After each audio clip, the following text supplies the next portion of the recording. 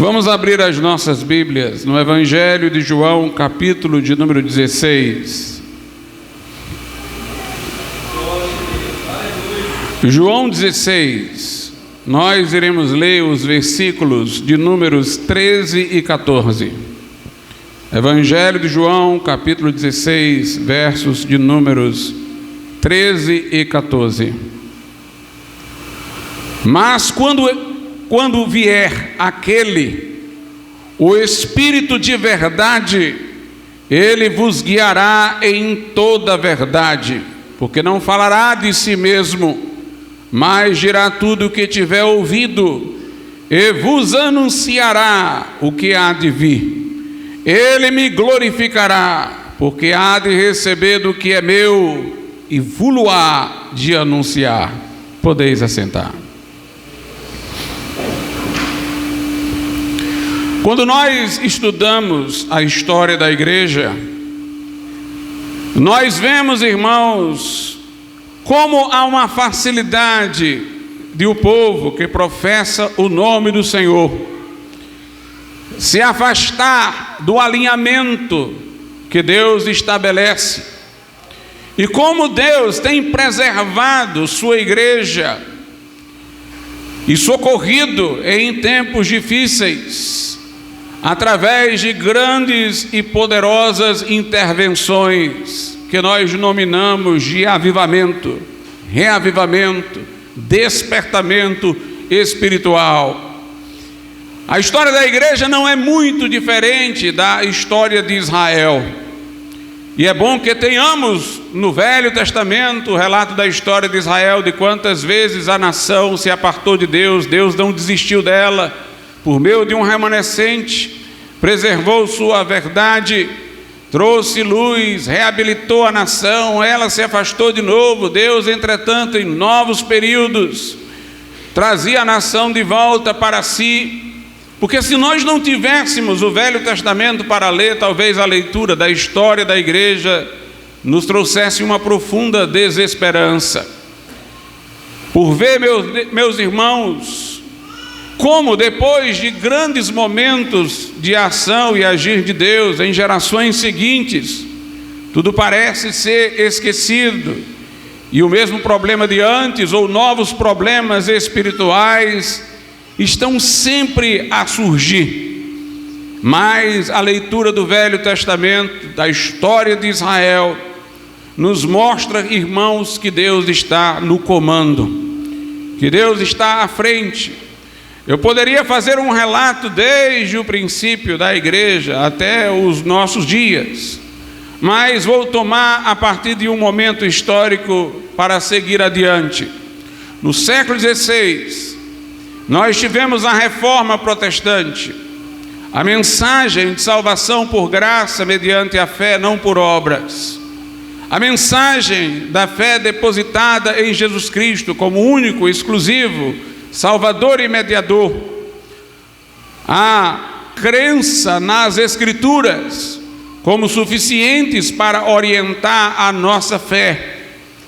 Todas essas verdades resplandeceram, e pessoas, quando ouviam a mensagem da graça, tinham a alegria de ouvir as boas novas em meio a um mundo que estava outrora coberto pelas superstições do romanismo. Foi um grande mover de Deus. Nações inteiras foram levadas à fé evangélica. Obviamente não estou dizendo cada indivíduo em particular, mas a nação como um conjunto teve majoritariamente adesão à fé bíblica, a fé evangélica. Tivemos um poderoso mover de Deus no século XVI. No século XVII as coisas já estavam mofando novamente. Havia uma identidade equivocada entre a fé evangélica e uma determinada nacionalidade ou cultura, porque aquela nação se professara através de seu representante, um príncipe, um rei, como sendo protestante.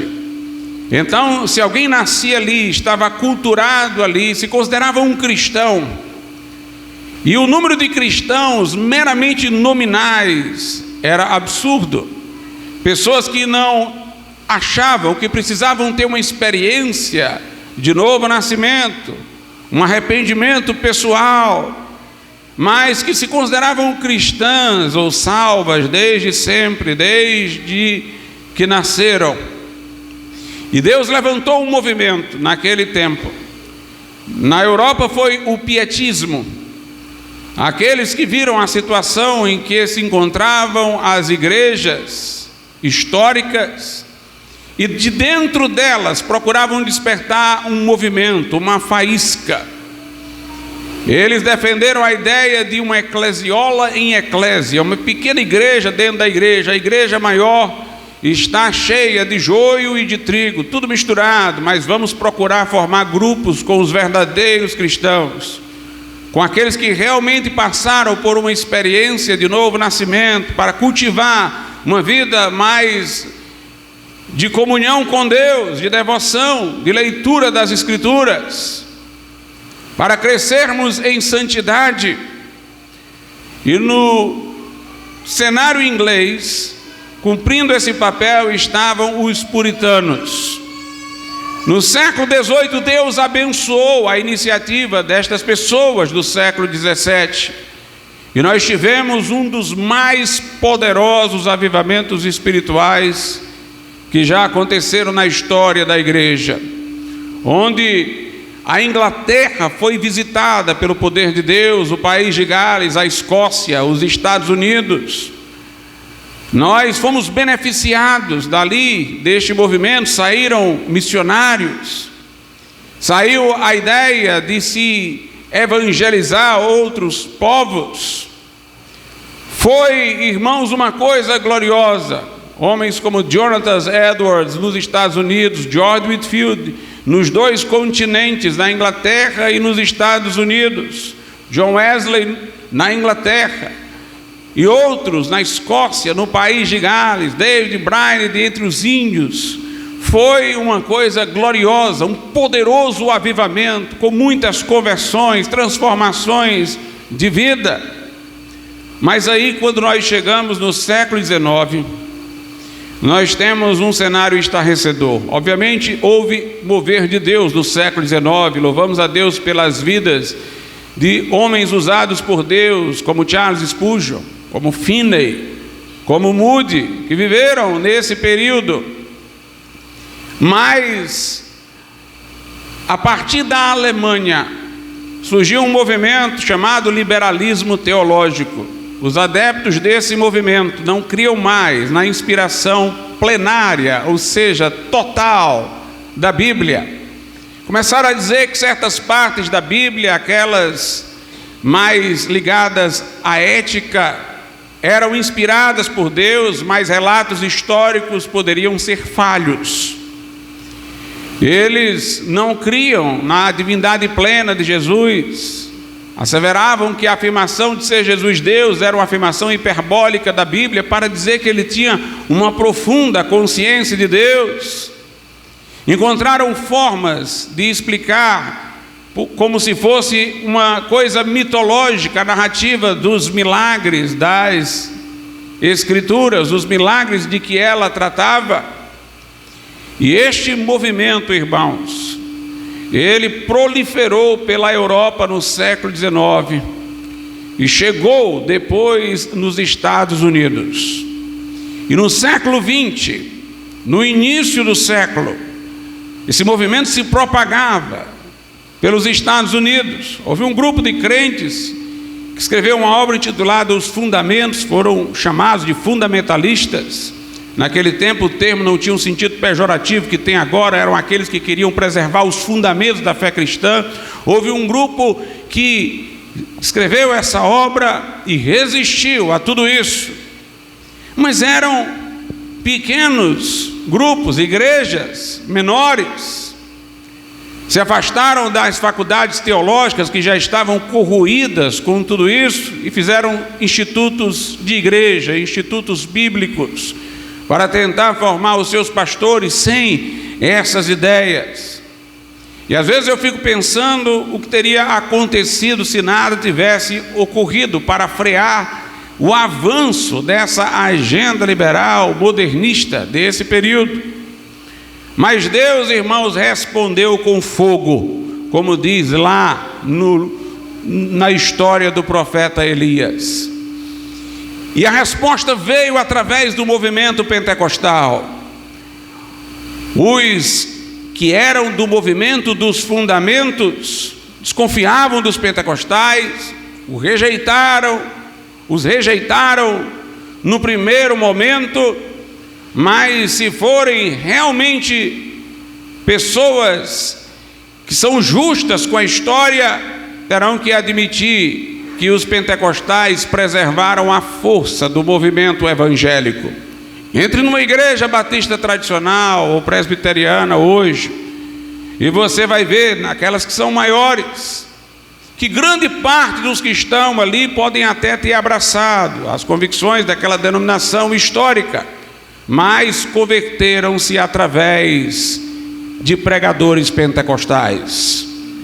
Se nós abstraíssemos da história a influência, a presença, a ação dos pentecostais, nós não teríamos o número de evangélicos que temos no Brasil, nós não teríamos a preservação evangélica como temos ainda hoje remanescente nos Estados Unidos.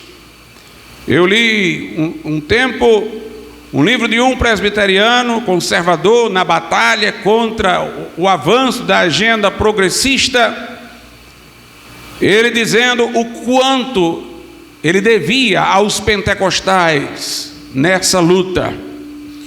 O pentecostalismo bíblico, real, ou até melhor, para tirar o ismo, a experiência pentecostal legítima, ela nos conduz à ortodoxia, ela nos conduz à confiabilidade das Escrituras, porque ela não toma milagres narrados jamais como mitos, mas como possibilidades até no dia de hoje. Os que creem na ação pentecostal, eles não têm como pôr em dúvida o relato de Atos, porque eles creem que Atos continua, que aquele poder continua. Então o movimento pentecostal é intrinsecamente, quando é bíblico, quando é real, ele é intrinsecamente ortodoxo, é intrinsecamente escriturístico, enquanto que os chamados fundamentalistas ou do movimento dos fundamentos, para não usarem mal a expressão hoje, tentavam sustentar a inspiração da Bíblia, encontrar explicações para dizer por que os milagres não aconteciam mais daquela forma tão frequentemente nos dias de hoje. Falaram que aquilo era para a fundação da igreja, era para a era apostólica, mas que aconteceram. Os pentecostais não, foram aqueles que olharam para Deus e disseram: Senhor, faz calar os zombadores, faz emudecer os críticos. Nós cremos que aconteceu e que acontece, responde com fogo, age agora, para que estes críticos se calem. E Deus os ouviu, e a glória desceu, irmãos. E a resposta foi como no Monte Carmelo, foi com fogo, foi com o poder de Deus vindo. Portanto, a experiência pentecostal, ela é intrinsecamente ortodoxa. Mas o movimento pentecostal de lá para cá também tem definhado, perdido muito da sua força. Nós não vemos hoje pessoas buscarem o batismo no Espírito Santo com a devoção que os pioneiros buscavam. Há pessoas que oram quando na igreja se tem a oração para isso, mas elas não estão buscando nos seus quartos, nas suas orações diárias.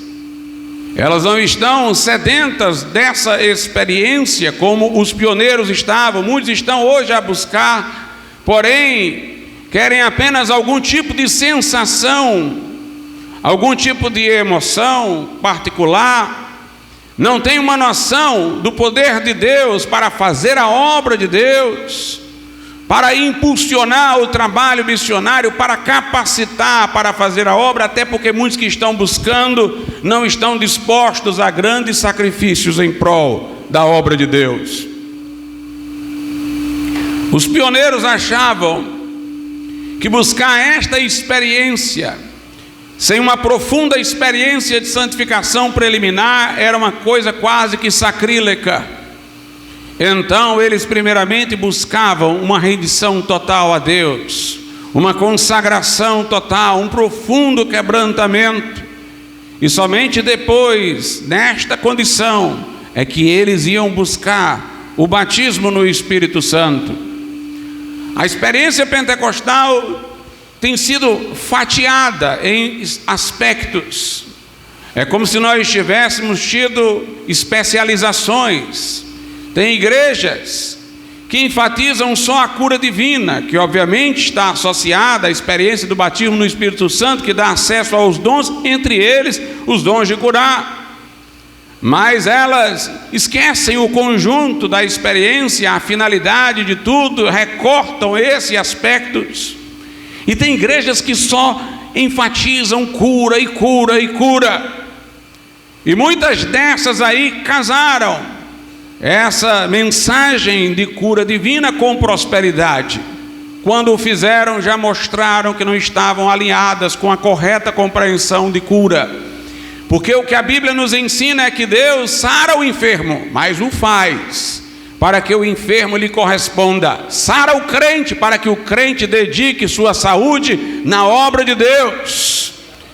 A cura envolve consagração da saúde que foi dada, mas vista a cruz, a cura como se fosse uma mercadoria, algo para se consumir. Então foi muito fácil eles associarem com a cura também a prosperidade material, e terminaram absorvendo as características da sociedade capitalista, da sociedade de consumo, e confundindo a bênção de Deus com o progresso material nesta terra. Outras se especializaram só no elemento profecia, e começavam a fazer reuniões só com profecia. Se o culto não tivesse profecia, não servia. Nenhum problema, nenhuma coisa era resolvida sem profecia. E nessa expectativa de que sempre acontecesse, os farsantes, os simuladores, aproveitaram a oportunidade. Forçando a necessidade, apareciam aqueles que iriam atender às expectativas, porque para alguns, se não acontecesse algo desse tipo numa reunião, ela tinha fracassado. E nós temos ainda hoje, em muitas congregações pentecostais, até da Assembleia de Deus, um fanatismo por profecia. A pessoa quer evitar o uso da prudência para as suas decisões mais corriqueiras do cotidiano, e quer fazer tudo através de uma profecia, como se houvesse uma pessoa profeta que estivesse exercendo funções de cartomante. Algumas igrejas focaram só no aspecto crescimento. Quando o avivamento pentecostal veio, houve um crescimento. Inclusive era uma coisa impressionante, porque os pentecostais eram rígidos, biblicamente rígidos. Exigiam, como uma prova de conversão, os frutos. A pessoa mudava a sua forma de vestir, passava a vestir-se de maneira decente, removia seus atavios. A pessoa convertida na visão pentecostal não vai se dar a bebida, nem socialmente.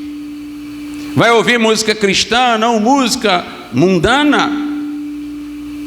E meus amados irmãos, apesar de eles serem biblicamente exigentes quanto ao padrão caracterizador de uma verdadeira conversão, pessoas e mais pessoas se convertiam.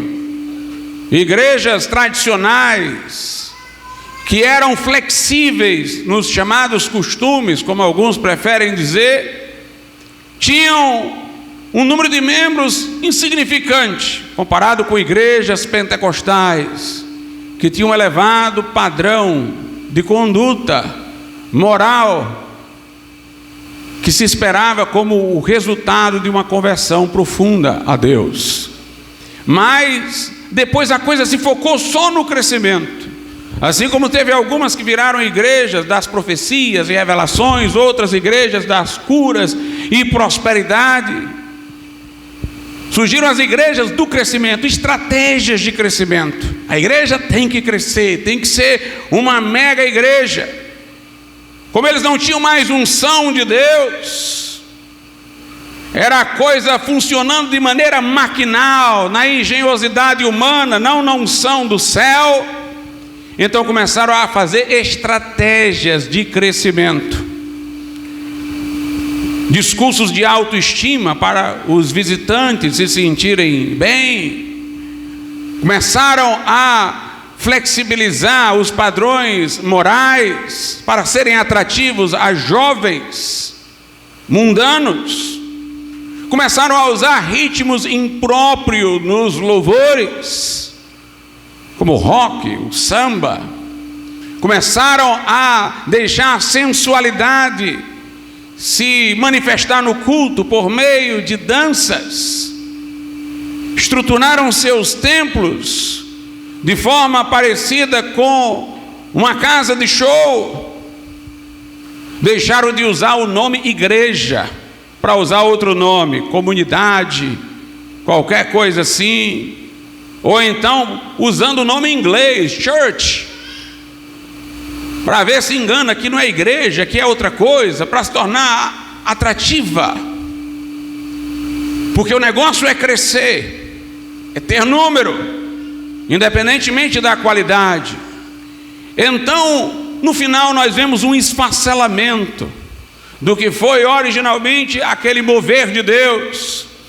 E pessoas que perderam a unção, perderam a experiência, ficaram obcecadas por um aspecto, um efeito da experiência e se dedicaram a isso. Algumas ficaram devotadas ao falar em línguas.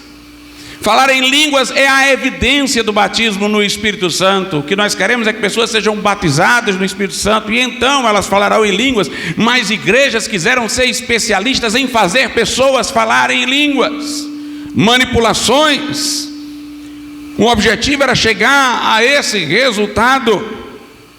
Mas nós precisamos, irmãos, se queremos um avivamento espiritual, redescobrirmos a experiência pentecostal em toda a sua glória, a experiência pentecostal em todos os seus aspectos, aquela experiência que freou o liberalismo teológico, aquela experiência que avivou a igreja, aquela experiência que fez explodir o movimento missionário, aquela experiência que trouxe um povo devoto ao Senhor Jesus Cristo. Antes de eu ler novamente o texto que tomei como referência, eu vou ler João 14, porque trata-se do mesmo assunto. João 14, 16 e 17. E eu rogarei ao Pai, Ele vos dará outro Consolador, para que fique convosco para sempre. O Espírito de verdade, que o mundo não pode receber, porque não o vê nem o conhece, mas vós o conheceis, porque habita convosco e estará em vós. Jesus disse: eu vou rogar ao Pai, Ele vos dará outro Consolador. Eu fui o Consolador de vocês, agora vem outro. Este outro Consolador é o Espírito Santo de Deus. Jesus o chama de Espírito de verdade e diz que o mundo não o pode receber.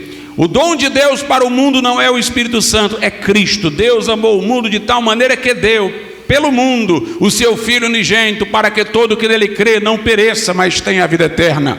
Nós não dizemos ao pecador: venha receber o Espírito Santo, dizemos: venha receber a Cristo. Nós convidamos pessoas para aceitarem Jesus. O Espírito Santo é o dom de Deus para a igreja, para aquele que tem Jesus no coração.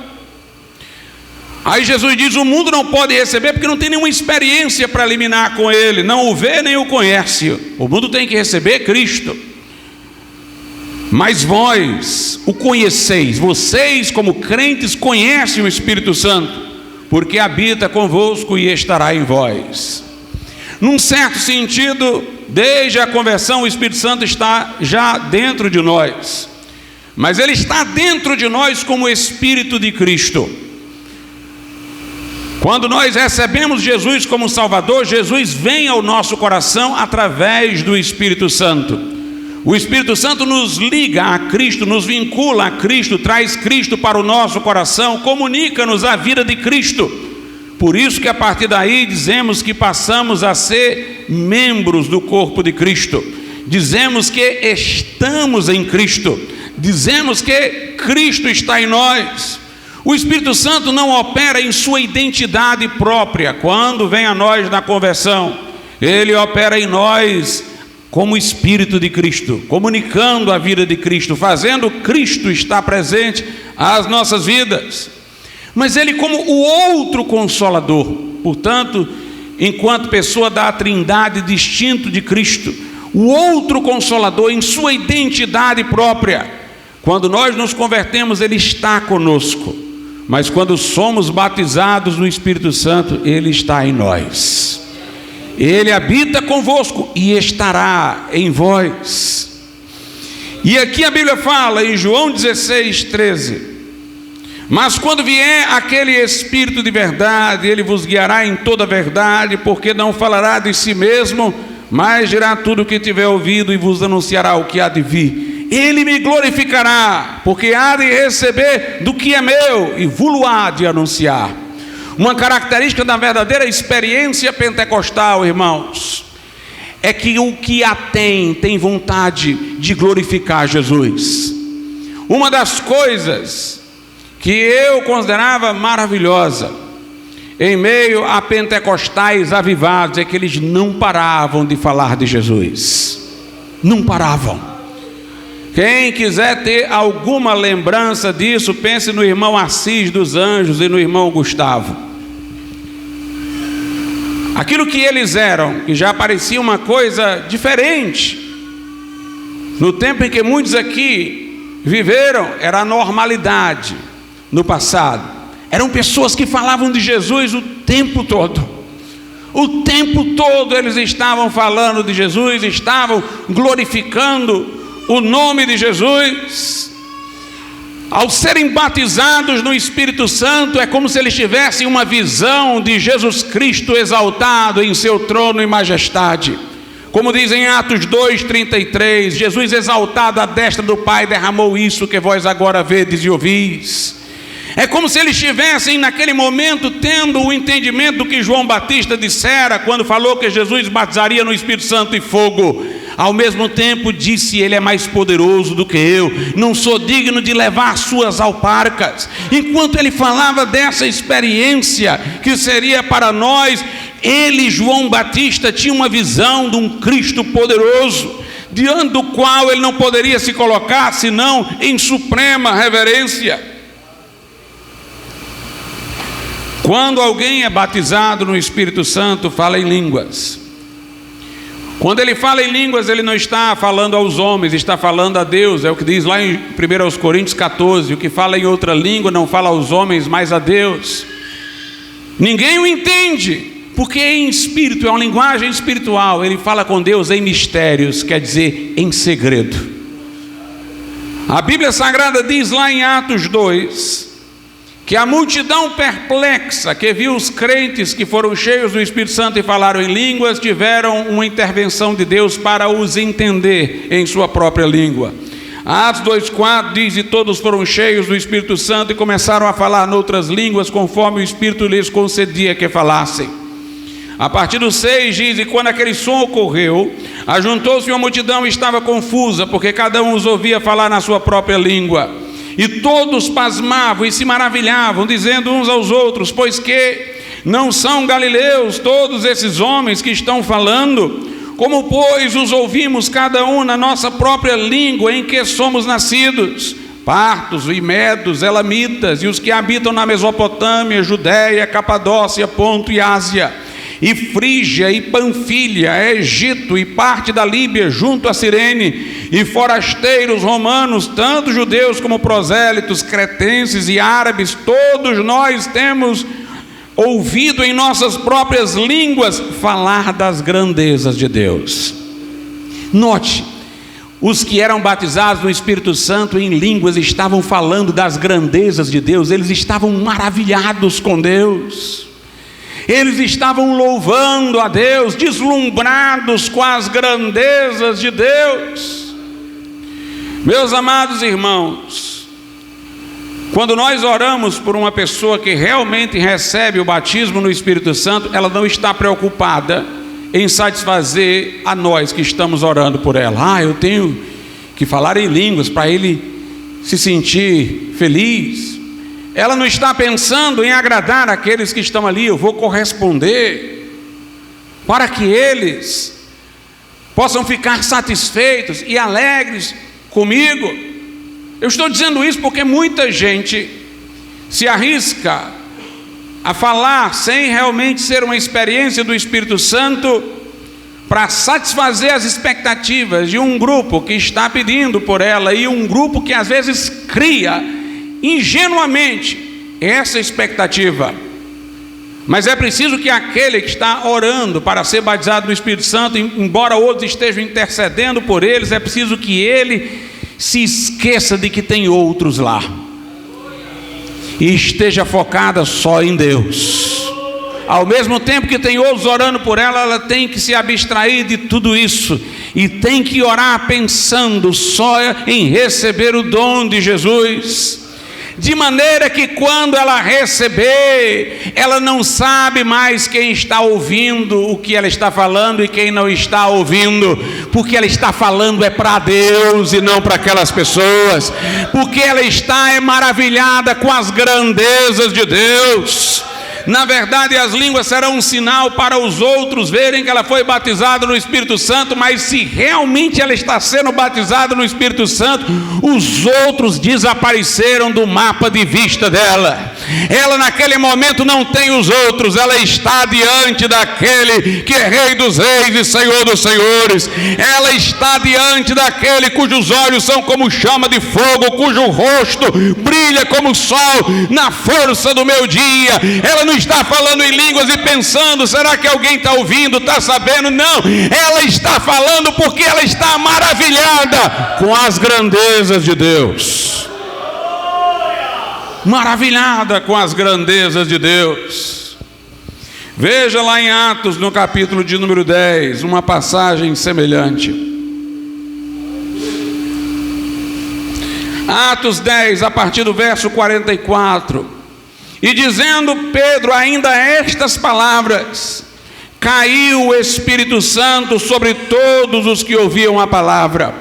E os fiéis que eram da circuncisão, todos quantos tinham vindo com Pedro, maravilharam-se de que o dom do Espírito Santo se derramasse também sobre os gentios, porque os ouviam falar línguas e magnificar a Deus. Note essas pessoas aqui, que nem sabiam que deveriam falar em línguas, mas enquanto ouviam Pedro, o Espírito Santo veio sobre elas, caiu sobre elas, elas falavam em línguas, note, magnificavam a Deus. Elas não queriam saber quem é que estava pregando, Pedro ou se era Paulo. Aliás, interromperam a pregação de Pedro. Pedro teve que acabar na metade, porque naquele momento elas já não estavam mais nem aí para Pedro.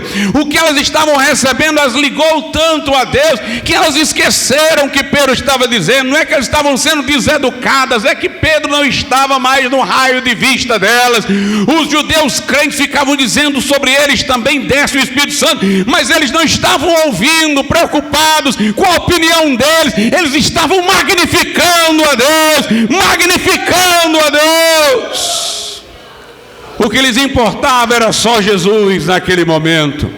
Por isso que a Bíblia diz: o que fala em língua não fala aos homens, mas a Deus. Ninguém o entende, porque ali ele está falando em mistérios com Deus. Ele não pode estar falando em mistérios com Deus e preocupado com o seu vizinho, não. Ele entrou numa cabine em que somente Deus e ele estão lá. Ele está em segredo com Deus ali, falando com Deus em segredo. Na verdade, só Jesus está diante dele. Finney diz que quando foi batizado no Espírito Santo estava perto de uma lareira, e ele sentiu como se Jesus estivesse lá, e ele tivesse caído aos pés de Jesus, e ele sentiu como se o próprio Cristo estivesse lá, e glorificava a Deus, e glorificava a Jesus. Se essa experiência é legítima, irmãos, esse crente não somente nesse dia, mas todo dia vai estar maravilhado com Cristo. A não ser que ele esfrie e precise de uma renovação espiritual, mas a renovação é voltar para o cerne dessa experiência que é focada em Cristo.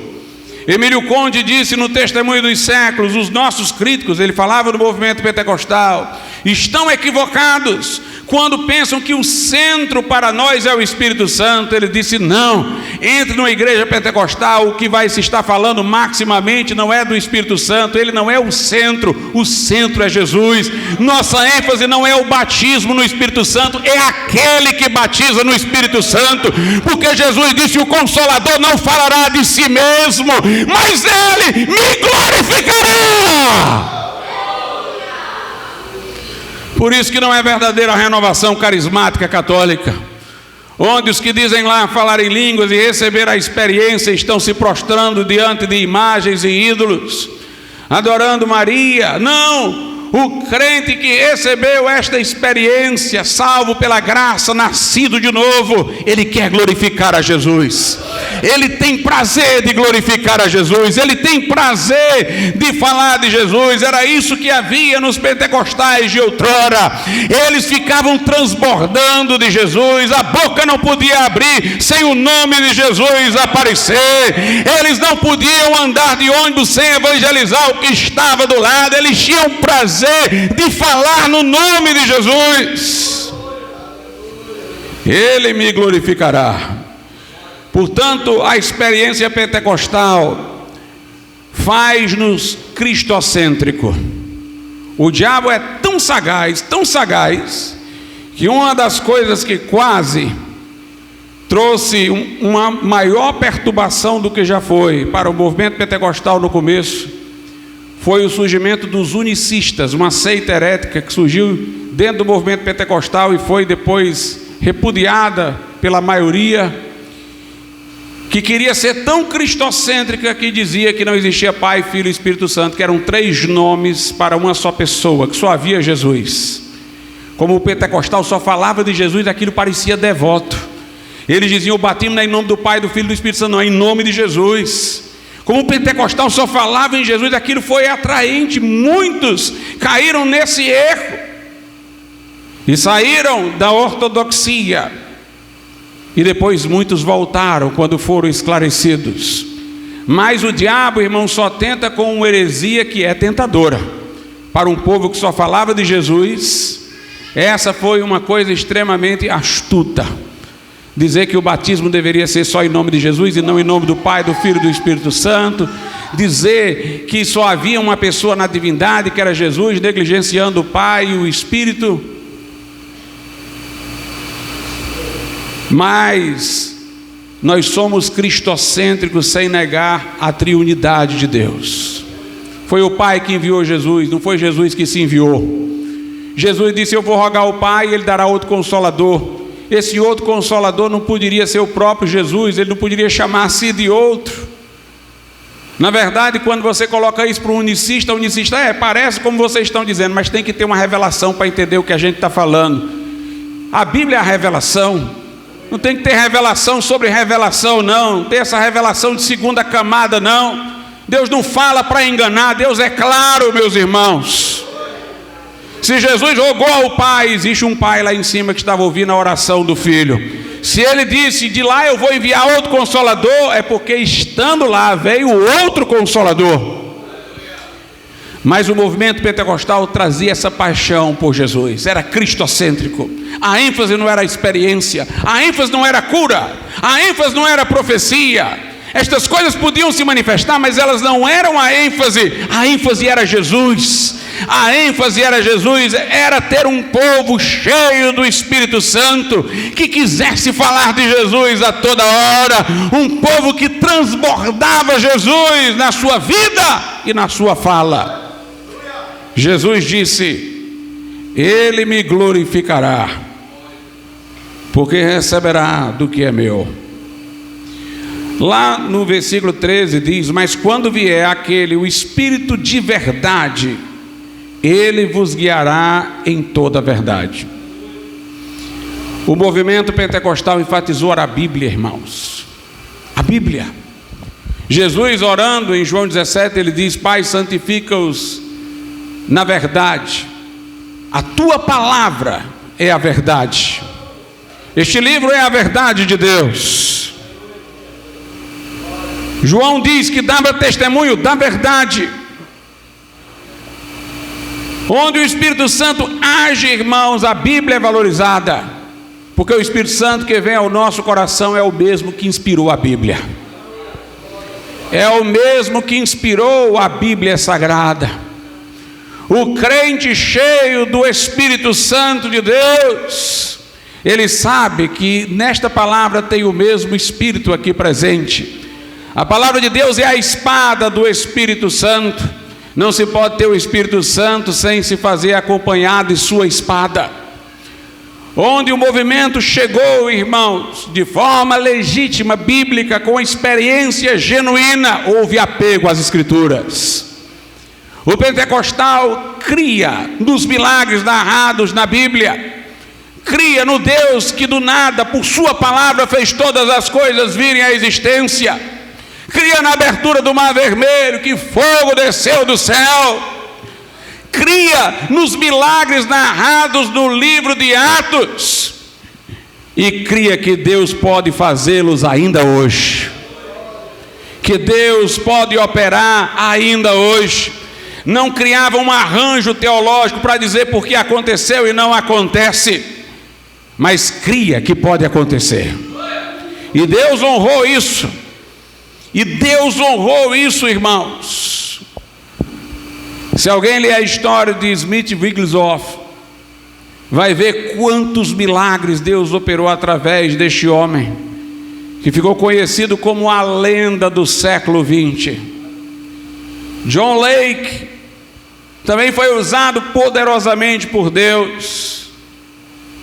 John Lake, irmãos, tornou-se nos Estados Unidos, já crente, batizado no Espírito Santo, um homem riquíssimo.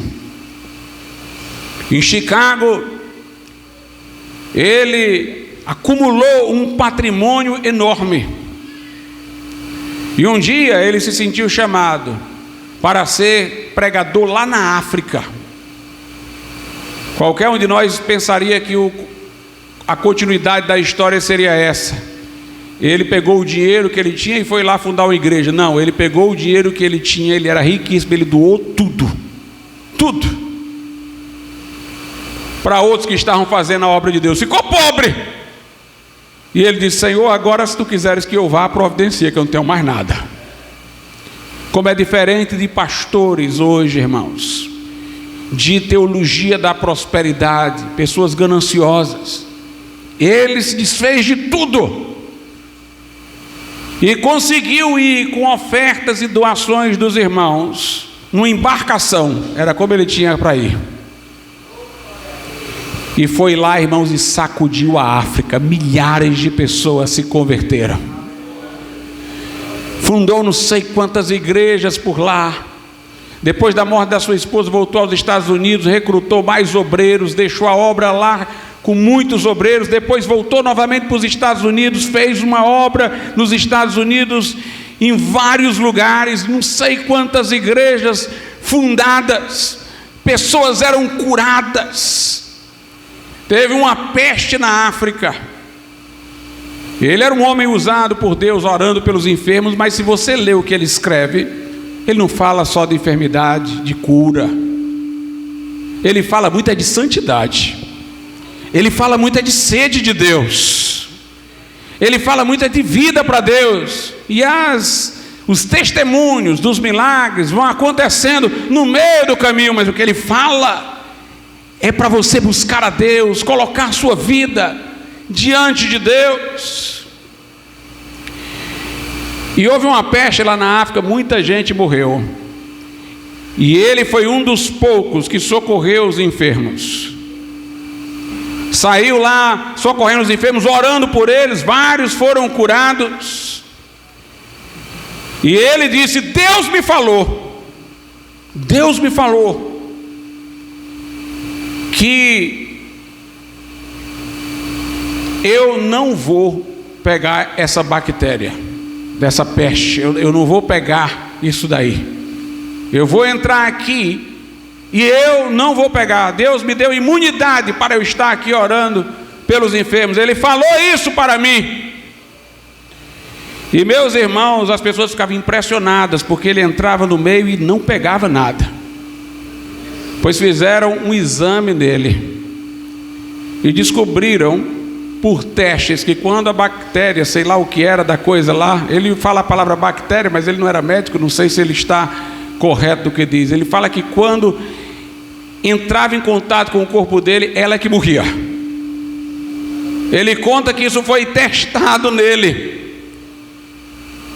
Era o corpo dele que matava.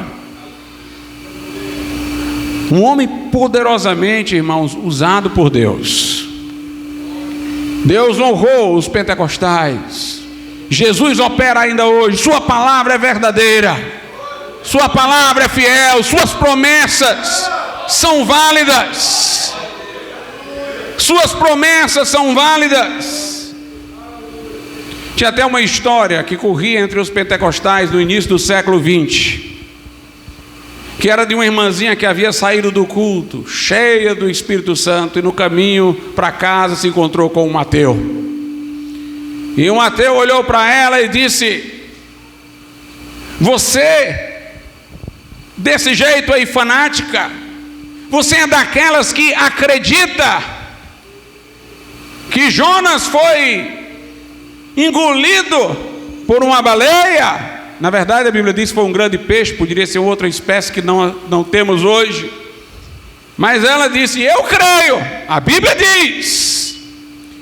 E o homem olhou para ela e disse: qual é a prova que você tem? Ela disse: em breve eu vou ter, quando eu estiver no céu com Jesus. Ele vai me contar tudo. Eu vou falar com Jonas também, e Jonas vai me contar a história dele. Aí o homem olhou para ela e disse: e se Jonas não estiver no céu? Ela disse: então você pergunta.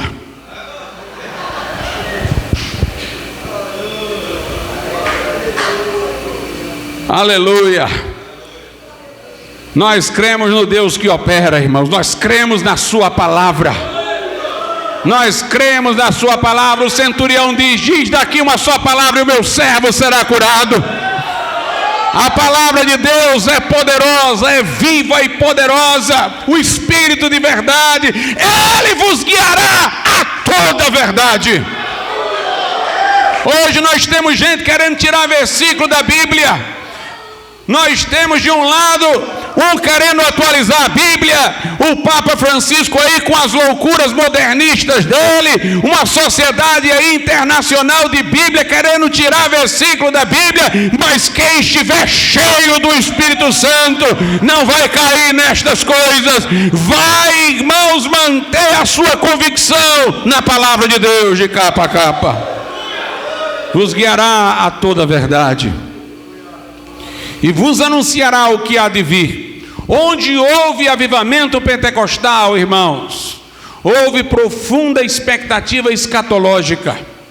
Os montanistas criam na iminência da vinda de Jesus. Tinha uma escatologia. Eles criam na vinda literal de Jesus para reinar sobre a terra, no milênio literal. Os primeiros pais da igreja não eram amilenistas, eles criam no milênio, eles viviam na expectativa da vinda de Jesus. O apóstolo Paulo vivia nessa expectativa, por isso ele disse: quando ele aparecer nas nuvens, nós, os que estivermos vivos. Os cristãos viviam naquela expectativa da vinda de Jesus, um crente cheio do Espírito Santo.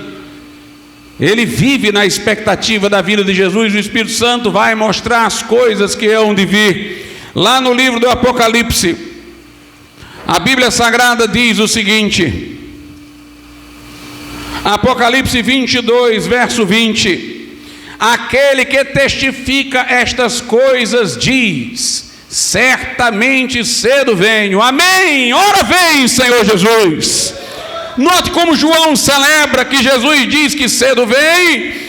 Aí ele responde: amém, ora vem, Senhor Jesus, que é a palavra maranata. Esta palavra era gritada, segundo os historiadores, nos cultos, do mesmo jeito que nós gritamos glória a Deus, aleluia.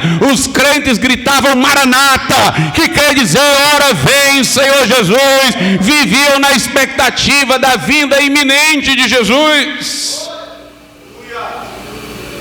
Essa expectativa que o Espírito Santo nos traz, de que a vinda de Jesus é iminente, ela dá um norte para a gente fazer a leitura correta da Bíblia e crer que o arrebatamento é antes da tribulação. Porque, meus irmãos, se a tribulação que tivesse que haver antes do arrebatamento, então não podia ser iminente a vinda de Jesus. Eu tinha que primeiro descobrir se os sinais da tribulação já estavam presentes. Se o anticristo tivesse que aparecer, reinar e fazer todas aquelas coisas antes da vinda de Jesus, então ela não era iminente, eu teria que ficar esperando isso acontecer. Mas se os apóstolos, os crentes da igreja primitiva viviam com aquela sensação de que pode ser a qualquer hora, é porque estes acontecimentos, grande tribulação, anticristo surgindo, vai acontecer somente depois do arrebatamento da igreja. Ou seja, esse senso de iminência da vinda de Jesus que o Espírito Santo nos dá também nos leva à leitura correta da Bíblia. Nos leva a entender que a única forma de entendermos os eventos escatológicos de maneira condizente com esse senso de iminência que o Espírito Santo nos dá é vendo o arrebatamento antes de grande tribulação, de anticristo, de todas estas coisas que nós sabemos que hão de acontecer. É interessante que Jesus disse: cedo venho. Pastor, Jesus mentiu? Porque ele disse no Apocalipse: cedo venho. Já temos mais de 2000 anos. É porque o cedo aqui, irmãos, é na linguagem profética, não na linguagem temporal. Ou seja, não tem nada que precise acontecer antes da vinda de Jesus, então a vinda dele é cedo. O milênio, por exemplo, não é cedo. Tem que ter a grande tribulação, tem que ter o Armagedon antes. A eternidade, novos céus e nova terra, não é cedo, porque antes tem que ter o milênio, antes do milênio tem que ter a grande tribulação. Na linguagem bíblica, a divisão dos tempos é que decide se uma coisa está cedo ou não. Não é o nosso tempo do relógio, é o tempo profético. Nada precisa acontecer antes do arrebatamento. Os apóstolos já diziam maranata, então Jesus vem cedo porque é a próxima coisa a acontecer no cenário das profecias. Todo crente, meus irmãos, cheio do Espírito Santo, vive na expectativa da vida de Jesus. Ora vem, Senhor Jesus. Não é à toa que onde o movimento pentecostal prosperou, houve uma visão pré-milenista, pré-tribulacionista, do arrebatamento antes desses acontecimentos, da vinda iminente de Jesus. Ele guiará toda a verdade, Ele me glorificará, Ele anunciará o que há de vir. Agora vamos ao que eu não li, lá de João 16. Vou agora começar do verso 7, a parte anterior. Todavia digo-vos a verdade, que vos convém que eu vá, porque se eu não for, o Consolador não virá a vós, mas quando eu for, vos-lo enviarei. E quando ele vier, convencerá o mundo do pecado, da justiça e do juízo. Do pecado, porque não crê em mim; da justiça, porque vou para meu Pai e não me vereis mais; e do juízo, porque já o príncipe deste mundo está julgado. O Espírito Santo veio para convencer o mundo através da nossa pregação do pecado pelo qual as pessoas estão separadas de Deus, a fim de que se arrependam, da justiça que elas não têm em si mesmas, mas há a justiça de Cristo que pode lhes ser imputada, e do juízo que vai recair sobre elas se não se arrependerem, mas do qual serão libertas pelo sangue de Jesus se crerem. O Espírito Santo veio para convencer o mundo. Um crente cheio do Espírito Santo, neste ímpeto do Espírito Santo para ir ao mundo convencer, ele vai ser um missionário. Por isso, quando houve o movimento pentecostal, irmãos, houve pregadores em toda parte. Lá na Rua Azusa, pessoas eram batizadas no Espírito Santo e eram enviadas para missões com a passagem de ida, fez a passagem de volta, iam na fé e na coragem, irmãos, para fazer a obra de Deus. Gunnar Wingre e Daniel Berg chegaram aqui também sem saber da língua, sem saber de nada, havia um ímpeto missionário. Jesus disse em Atos 1:8: recebereis poder ao descer sobre vós o Espírito Santo, e sereis minhas testemunhas, tanto em Jerusalém, como em toda a Judéia, Samaria e até os confins da terra. Se a experiência é real, se o fogo é do Espírito Santo, se o poder é do alto, então nós vamos ter rajada de glória a Jesus. Nós vamos ver um povo que magnifica a Deus, nós vamos ver um povo que fala das grandezas de Deus, nós vamos ver um povo que fala de Jesus, porque ele disse: ele, o Espírito Santo, me glorificará. Nós vamos ver um povo que se apega a este livro, um povo que está ligado no assim diz o Senhor. Nós vamos ver um povo, meus irmãos, que está na expectativa da vinda de Jesus. A esperança deles não é o progresso do mundo, a esperança deles não está na política, a esperança está no Salvador, que a qualquer hora pode romper os céus e no suar da trombeta, no chirar daqui. E este crente, meus irmãos, vai fazer a obra, vai falar de Jesus, vai proclamar o arrependimento, vai denunciar o pecado. Aleluia. O Espírito Santo convencerá do pecado. Um crente cheio de psicologia evangeliza entre aspas, sem falar em pecado. É só falando: se você está triste, Jesus vai lhe alegrar. Se você está desorientado, Jesus vai lhe orientar. Mas a confrontação do pecado não. Mas um crente que não está cheio de psicologia, está cheio do Espírito Santo. O Espírito Santo convence do pecado. Ele vai dizer ao sodomita: é pecado o que você faz. Ele vai dizer ao adúltero: é pecado o que você faz. Vai dizer ao que está na fornicação: é pecado, é transgressão, mas há esperança, há remissão de pecados no sangue de Jesus. Se arrependa, creia no Evangelho, e Deus vai mudar a sua vida. Nós precisamos de um verdadeiro Pentecoste. Nós precisamos de uma experiência pentecostal, irmãos, que traga essa transfiguração nas nossas vidas, que traga essas ênfases santas no nosso viver. Escritura, glória a Jesus, Maranata, e arrependei-vos. Vamos ficar de pé.